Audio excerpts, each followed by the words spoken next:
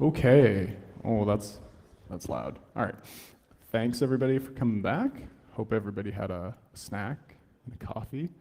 And we're gonna have our next talk, which is on Qualcomm Wi-Fi chips, exploitation, reverse engineering of them. And a demo, right? You're telling me you're very excited for your demo. Okay, cool. Well, give them a hand, everybody. Let's get going.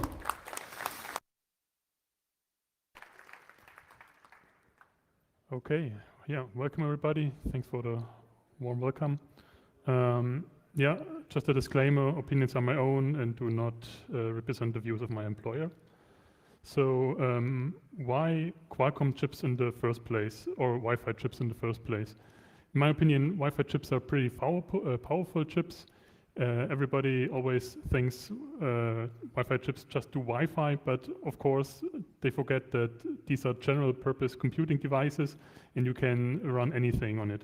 The problem is just that they often use proprietary software and it's not so easy to run your own code on them. Why would we even want to run our own code on Wi-Fi chips? Well, we could extend the existing functionality with our own. So for example, you could let your Wi-Fi chip let him speak Zigbee if you want, or you can even try to get access to lower layer features of Wi-Fi and even implement like software-defined radio similar to this kind of features. And of course, it's also interesting for security research, in my opinion, because you only get so far with static analysis. Even if you get the firmware, you look at it, static analysis only gets you so far. And also the size of the code which is running on these Wi-Fi chips nowadays is pretty big. And you really want to enable dynamic analysis to have to make finding bugs easier. So if we look at more into the security side of things, Qualcomm had pretty rough year 2021 for their Wi-Fi chips. So they needed to release a lot of notifications about critical or high vulnerabilities. They are basically the maybe not the biggest, but one of the biggest vendors of Wi-Fi chips. So if we see this high number of vulnerabilities which were released only in a single year, we might wonder what other vulnerabilities are in there. And I mean, ideally we would like to run an open source firmware on our Wi-Fi chips. But maybe as a first step, we can try to get a deeper look into the Wi-Fi chip and how it works. So in general, there are two types of Wi-Fi chips. The softMac, so the left side, is what you will find in your notebook. So this is usually using the driver in your kernel to implement the Mac layer. On the other hand, there are full Mac chips, which where the Mac layer is implemented in the firmware. So if we want to change something on the Mac layer, we directly need to change the firmware instead of the driver. This handling the Mac layer in the firmware has the advantage that it's more power efficient, and therefore you will see full Mac chips mostly in IoT and portable devices. Yep. So let's focus on full Mac chips for this talk. What previous work has there been? Back at my time in the university, together with a colleague of mine, we developed the NextMon framework. This focused on Broadcom Wi-Fi chips. It allows patching of the firmware of those Broadcom chips. And we even managed to develop patches for stuff deep in the Wi-Fi subsystem. So we got access to channel state information, for example, which is pretty cool. So you can check it out at nextmon.org. There has also been some work at Intel-based chips at Black Hat 2022, and there was a talk at DEF CON 27 and Black Hat 2019 about hexagon-based Qualcomm Wi-Fi chips. But this work is the first work on extensor-based Qualcomm Wi-Fi firmwares. Some background on how a Wi-Fi SoC looks internally. So usually you have your Wi-Fi core, and it's always bundled with an application core. And they have some interconnect in between and talk with each other. And sometimes you also have an optional real-time core. This might or might not be the case for the chip you look at. This is mostly used for like time-critical stuff, like the distributed coordination function in Wi-Fi. So let's look at Qualcomm a little bit more. So interestingly, there are multiple kinds of drivers and firmwares. So the official one is, or like the most official one probably, is the ADH10K from Qualcomm. As I said, there is the ADH10K driver, and alongside this, there's also a firmware for it. And then there is also ADH10K from Candela Tech. So they also have their own driver and their own firmware. And those guys bought the rights from Qualcomm a while back and implemented their own firmware and added additional features to it, which is pretty interesting. And apart from this, there is also QCL CLD from Qualcomm, which is used for factory processes. And you can also run the Qualcomm firmware on the Candela Tech driver. So the chip I had a look at was the IPQ 4019. I chose this Habanero board from 8 Devices. This is basically a development board for Wi-Fi enabled home routers. And what you see in the middle is the IPQ 4019. And I also have it with me, and later on we will do a demo on it. So how does this chip look in particular? It's first of all, it's used in many Wi-Fi home routers. I think so. There's a database which scrapes the FCC website, and it basically shows you how many instances of this chip has been found and which were audited by the FCC. And I think like over 70 different routers and Wi-Fi enabled devices are using this chip. One popular brand in Germany is AVM, and the Fritzbox is also one device by them which uses this particular chip. It uses an ARM Cortex A7 for the application core. This application core runs OpenWRT, and for the Wi-Fi subsystem, there are basically 2 cores, one for 2.4 and one for 5 gigahertz. And they use PCI to communicate.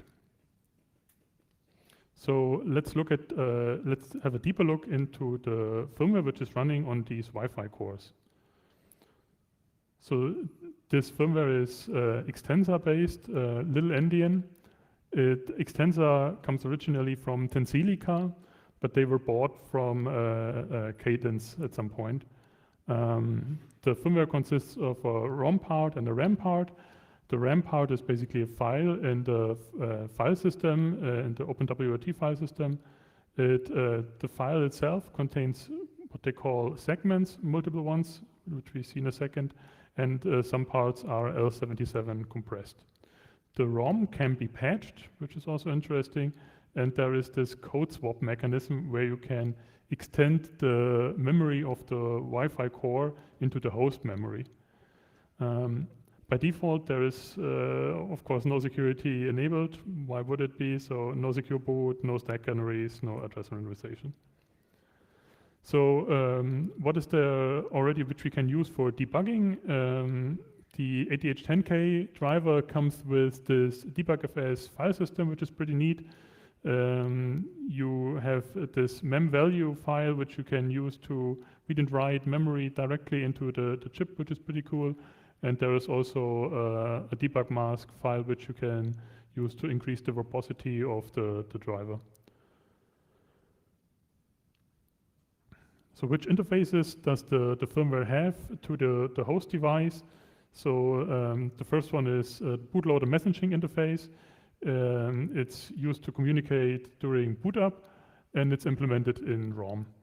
And then after the boot up is done, it uses the WMI, the wireless module interface, to send commands to the Wi-Fi subsystem. So for example, if you want to start a Wi-Fi scan or do some channel configuration. The loading of this firmware looks like this. You have in general two possibilities. Either you use the bootloader messaging interface, or there's also a copy engine. But in our case, I looked at the Qualcomm firmware, and this is a compressed firmware, and therefore we need to use the BMI method. And what this does is it gets the firmware from the file system, and then via the driver, it gets loaded into the Wi-Fi core, and only in the Wi-Fi core it gets then decompressed. This is how this file looks like. So in general, we have two big blocks. So here this first, what they call segment, and then the second segment. And at the beginning of this, there is some kind of magic value which just identifies the segment on itself, a flag which tells, okay, this is compressed, and then also an address where this should get loaded, basically. And if you look closely, you will note that this first address and the second address are the same, so those get overwritten, basically. Yeah, and also the length is different. And then within these segments, there are multiple parts, and then they start always with the metadata and then the code itself, and only the code is compressed.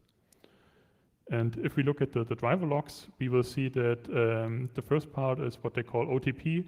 I think that this is just, so you can have other devices where this is really burned into one-time programmable memory, but here they decided to just put this into the file itself.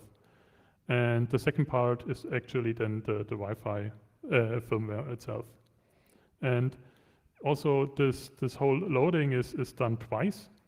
I think this is done because we have these two Wi-Fi cores, and it just does the same process twice, and then the corresponding Wi-Fi cores just use the code they need. If we use this debugfs to do a whole, just sweep the whole memory and do a dump of that and look at the entropy, we will see this repeating, like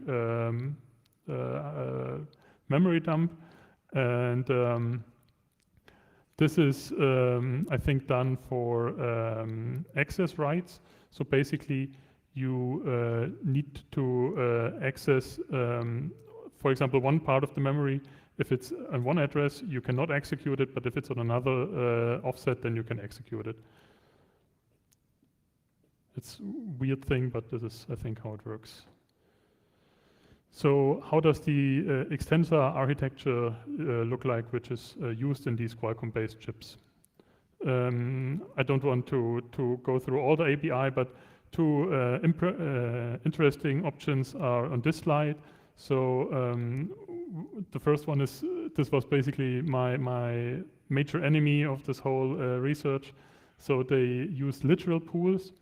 This means that I was not familiar with this concept. Maybe some of you are. I think it's also a feature which can be used in ARM, but I have only just seen it here for the first time. So this means basically that your load instructions are independent of the program counter. Instead, they use basically an address to a literal pool, and then there is the starting point of this, which is called litbase. I will explain this more in a second. And then they also use something for if you want to call functions. They use the call8 ABI, and this is basically using a windowed a register window. And in case you call a function, for example, if this is A10 in the caller, it will be A2 in the callee. This saves you the effort of storing your registers when you want to do a call. So I talked about these literal pools. How does this look like? So if we imagine that this is our memory, and I have some code which wants to call this WLAN main function, then this will be translated in a load and a call, and this load instruction then has an offset within the literal pool encoded in itself, and then one can go ahead and look at the literal base and then add the offset to it, and then you can get the actual target address of the function you want to call. So this lit base there's a special register for this in the extensor assembler, and this code here is basically set at the very beginning of the firmware in the ROM part, and yeah, as you can see, they use the start address and then add the size of the whole pool. This just means that the offsets which are actually encoded are negative, and you're always subtracting. So in the end, this means that the existing firmware code does expect that we use this lit base, and we will see that this is a problem later on. So how does the disassembler support look like for extensor? Not so good. So IDA 7.7 added support for extensor, but this lit base option is ignored. Same for Chidra. So there is a plugin for Chidra to decode extensor, but the lit base option is not supported. Same for Radar 2 and Binary Ninja. So the only option we have is really to patch this in ourselves. I did this for both Binary Ninja and Chidra. So what I came up with is just this real simple patch, which instead of using the address of the program counter, you're just using this lit base and the encoded immediate to calculate your target or your offset to your target address. And so this is how it looks like for Binary Ninja. And there was also a similar patch for Chidra. This, of course, is not a pretty nice patch. You would want to do this dynamically when you do the disassemblation and you come across this lit base assembler. You need to store this internally in your disassembler logic. And but this, I'm not a programmer. This is what I came up with. This works for me. Please feel free to add to the corresponding plugins. I provide these patches in the code I release in the end. So as I said at the beginning, I wanted to patch the firmware, and for this I used the Next1 framework, which I was already familiar with. If we look at this Next1 framework, it's on the first look pretty complicated. So for Broadcom-based chips, you can extract ROM code, what they call flash patches, the RAM, U-code, what have you. And but you can write patches in C, and of course compile and link the code and create a firmware file which a Broadcom Wi-Fi chip will understand. But if we want to reuse this, we can basically slim it down, and the basic parts we need is, in the first step, we need to compile our patches and what we call wrapper into object files. Wrappers are just stubs for functions which are already existing in the firmware. We use the GCC and a custom compiler plugin to compile those, And with the compiler plugin, we get what is called nextmon.pre, which is basically a file which contains additional data for where do our patched code actually needs to go into the binary. In the second step, we can use this pre-file to create a linker script. And then we can use this linker script together with the O files to create an ELF file.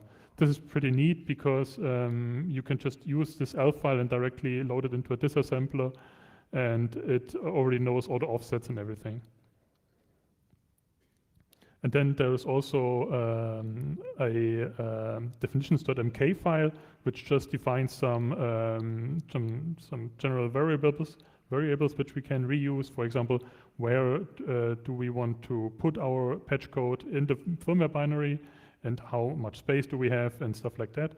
And we can use this together with the ELF file to create a makefile. And this makefile then is used basically as a blueprint for object copy and DD to basically cut out again stuff from the ELF file and move it with DD into the target firmware. So what we do is each function will get its own section, and therefore it's easy with object copy to copy stuff out and have it as a separate file, and then use DD later on to copy it into the firmware. So this is how Nextmon works. If we want to adapt this to our Qualcomm firmware, we need to do a few steps. So what Nextmon does not support is decompression, so we need to implement this. We need to support multiple binaries. This is also not supported, so the Qualcomm firmware just used one binary where and just this whole binary get loaded into RAM basically during boot up. This is a little different for Qualcomm. And also we need to support this litbase option. And then in the makefile, it basically looks like this. If you want to compile a patch, you compile and link your patches. You copy the patches into this second part of the binary I have shown earlier, into the decompressed segment.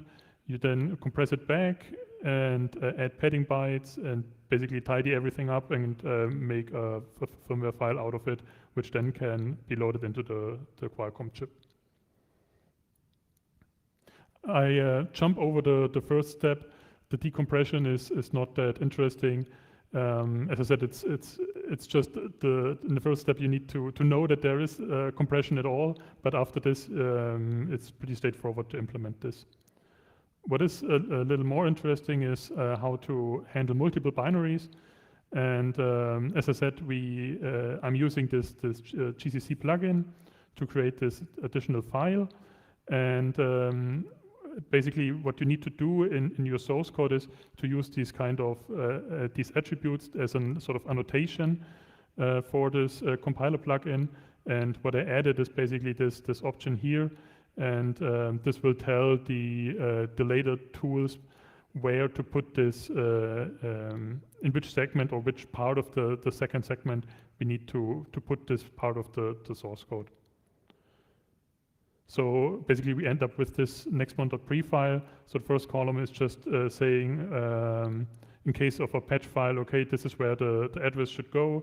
In case of a dummy, it's where this is the address of the original function. And then we have some, this is basically the objects which we want to compile to. And then here I just called this is basically the code I want to patch into, and then this is an existing function in the firmware, and I have to copy them into two different subparts of this second segment. So after this, I thought, okay, I can already try to create a small patch. So all I wanted to do is jump into my patch, get an address, and then just write 1, 2, 3 into it and jump into the main code. What we can do is we can reuse the ESP32 toolchain for GCC. So we need a GCC compiler which can produce little endian binaries. By default, GCC, for whatever reason, if you compile it for extensor support, it will only produce big endian, which we cannot use in this case.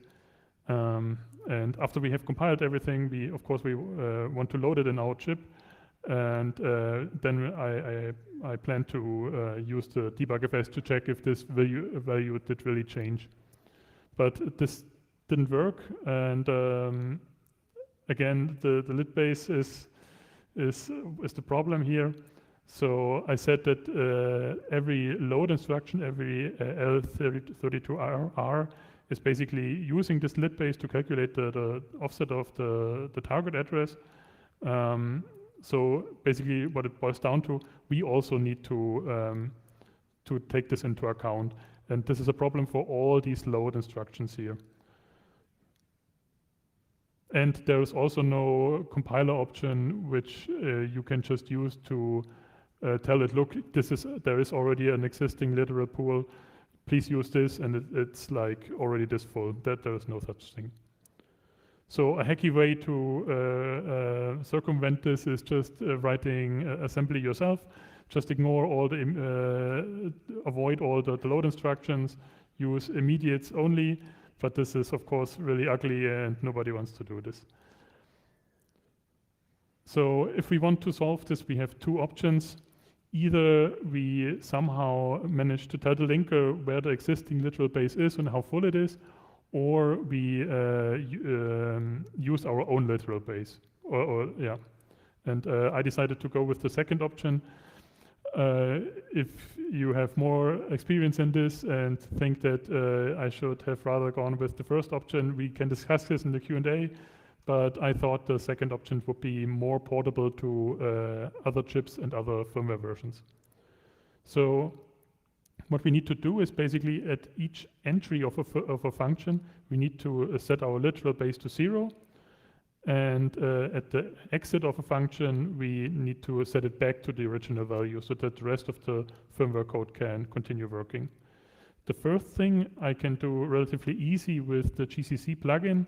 This is just a matter of banging your head against the wall and figuring out the syntax of GCC plugins, but it can be done. So basically at each entry, you can use hooks in GCC to manipulate the AST in a way that you can add instructions to it. But the second one is a problem because I cannot do this within GCC. The problem is that if you have a function call at the end, this call will be relaxed by the assembler to a load and a call. And then again, I have a load which I need to address, and I cannot do this in GCC. So this instruction relaxation, this is what we see down here. So I just had this call to the original function in my code, and what's happening is that the assembler, which is really a separate binary from GCC, is translating this one call into a load and a call. And so I have no way of modifying this load within GCC. I need to do it in the assembler itself. And only after, what I need to do is basically set the literal base back to its original value after this last load instruction. So how does this relaxation work in the assembler? Basically, you have this sort of lookup table here, and on the left-hand side is basically the rule it tries to find. And if you find a rule which, for example, looks like this, like call 8, then it substitutes it with a load and a call. And the place where this is happening in the assembler is this function here, xg build to stack, and basically these instructions which we have seen here, those get translated into build instructions, and then it just iterates through these build instructions in this part of the code. And what I did is just, I'm looking for the current opcode, if this is a call 8, and the previous opcode, if this is a load, then I know, okay, in between here I need to insert my new instruction, which will reset the lit base to its original value. So after all this work, we can finally compile our patch again. Now in pretty C code, we just need this compiler plugin and patched assembler. So this, at least the code looks much better. The tooling around it, maybe not, but yeah. So this is how the final code looks like. So at the beginning, I read the lit base into A15. I write a 0 into 14 and set 14 to the lit base. Then at the end of my code, after the last load instruction, I use this A15 and write it back to the lit base.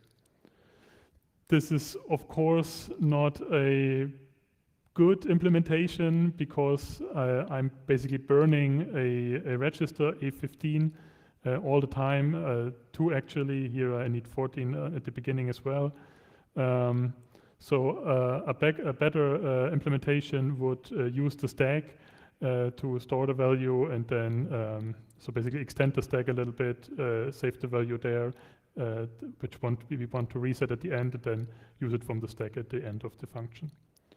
As I said, still also my patches for binary Ninja and Chidra are not very pretty, and also we still don't have like a nice way to debug our code. So what you really want is at least like a text console to get some feedback.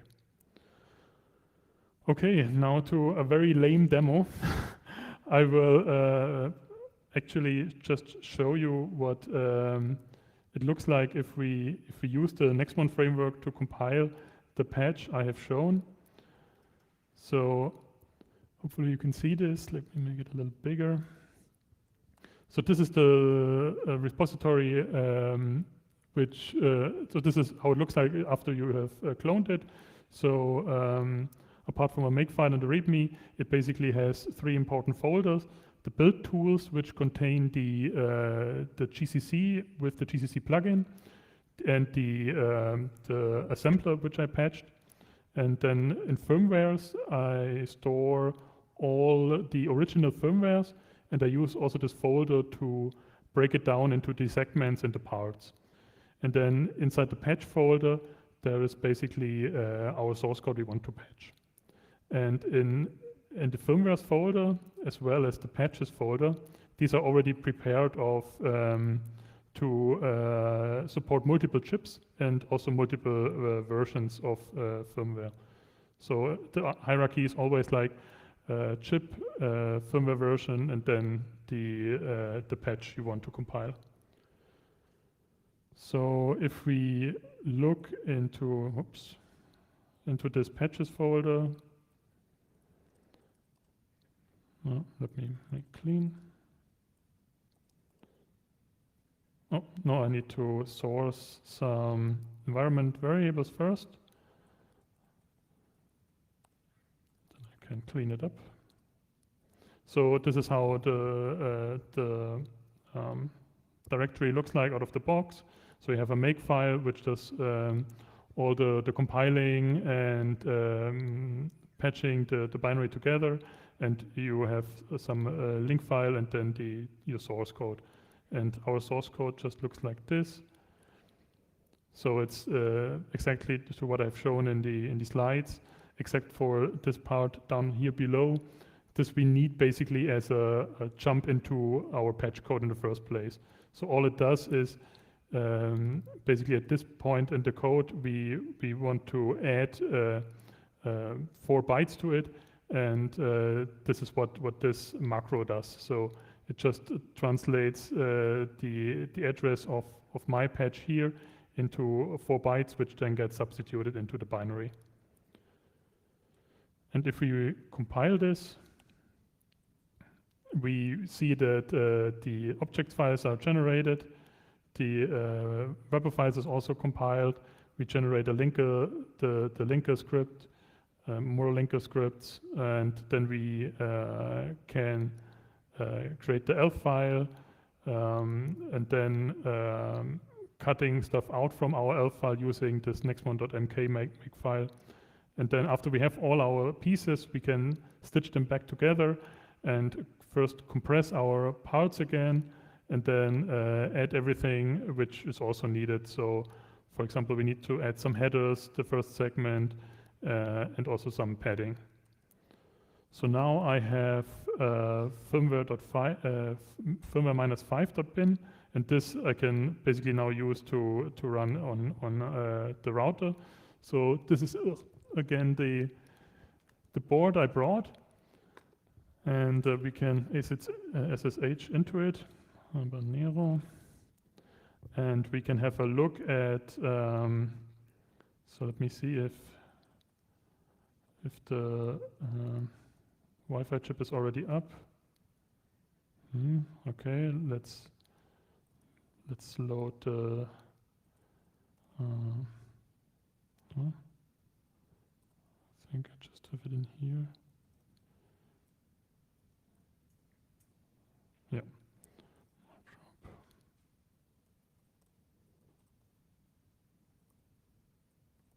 So I need to. Oh, it's already loaded. Okay.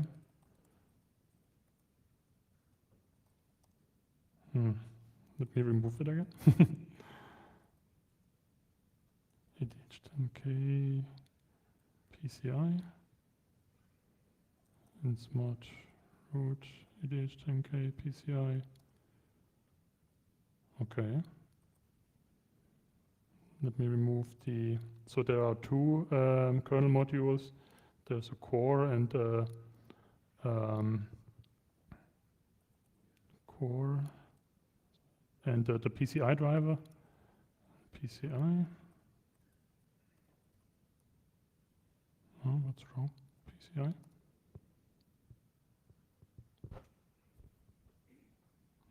Yeah, okay, this looks better.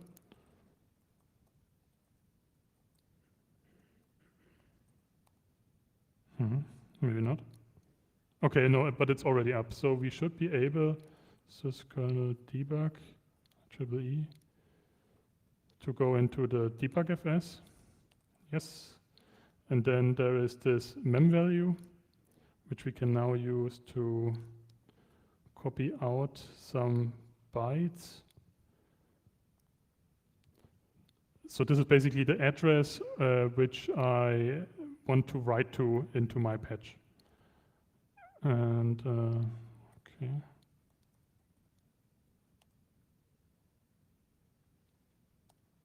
Yeah. So now we can use hexdump to look into what we just copied. Okay, so this is how it basically looks before we do our patch. And now let's install our patch. So this just copies the firmware.-5.bin into the right section in the Wi-Fi router, and then removes the PCI driver and inserts it again. Now let's give it a sec. So basically all this does is setting 2 bytes in the memory space of the Wi-Fi core and showing that the Wi-Fi core is still up and running. So this is all I could manage so far. The problem is that I spent all this time on the tool chain, so the GCC and the assembler, that I didn't have really time to create a cool demo. I'm not sure why this is now not exiting.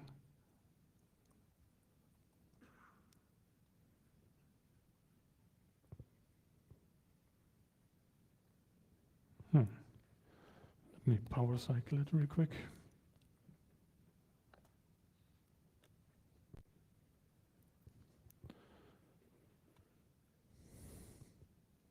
What I also have is, so even if we have now a working disassembler, it's still like a lot of code, and if we don't have any debug interfaces, it's a lot of work to reverse engineer this. And I found a binary on GitHub. I think it was uploaded by a careless Qualcomm employee, and this binary contains all the debug symbols you want to have. So if you are really interested, I can give you the binary or the address where you can download it from. I don't know how we would distribute this properly without getting a DMCA takedown request. So if you have any ideas, let me know.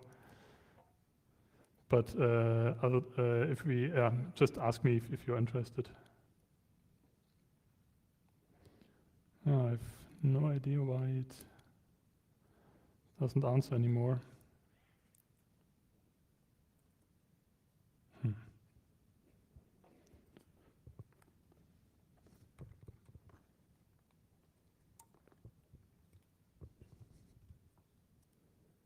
Okay, so let's try this again.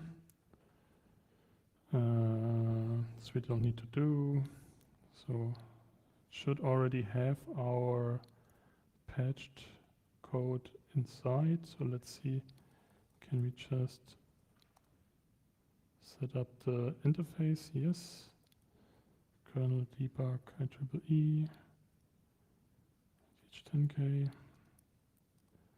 So let's look at the memory dump again.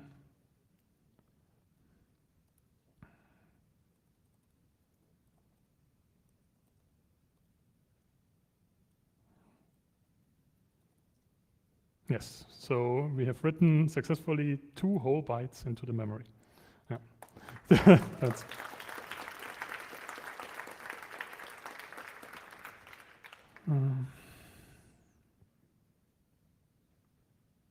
no.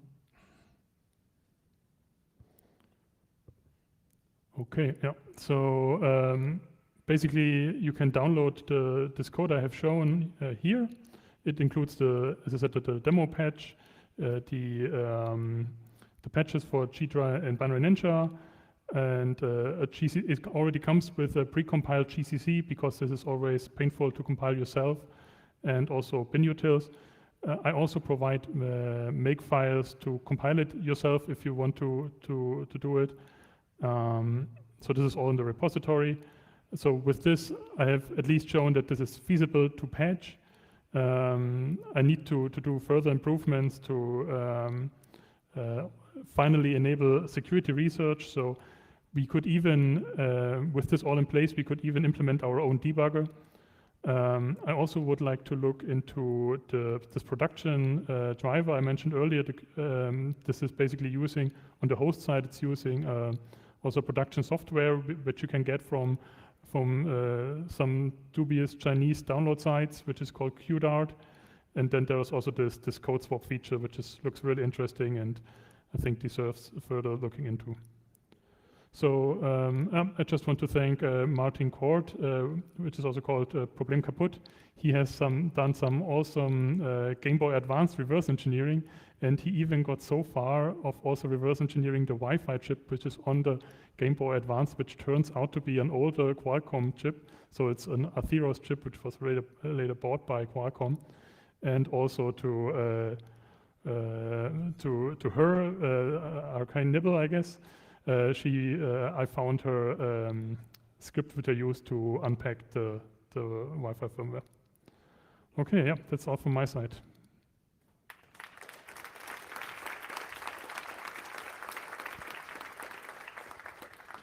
If you have any questions, just raise your hand so that we can get a microphone to you.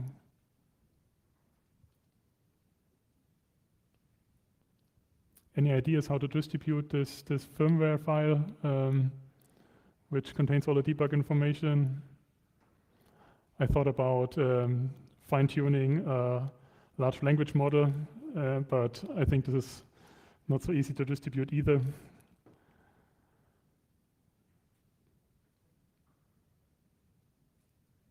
No questions? Maybe one other remark. So I also tried to use debug interfaces on this board. So for example, JTAG, but funny enough, there are even dip switches on the board to tell you, okay, you can enable JTAG, and then there's some muxing done. But I tried to use OpenOCD to get JTAG to work, but it didn't work at all. And I even wrote a ticket to the developer of the board and asked them, have you tried this JTAG? Does it work? How does it work? And they said, no. We placed it on the board, but we never tested it. I said, okay.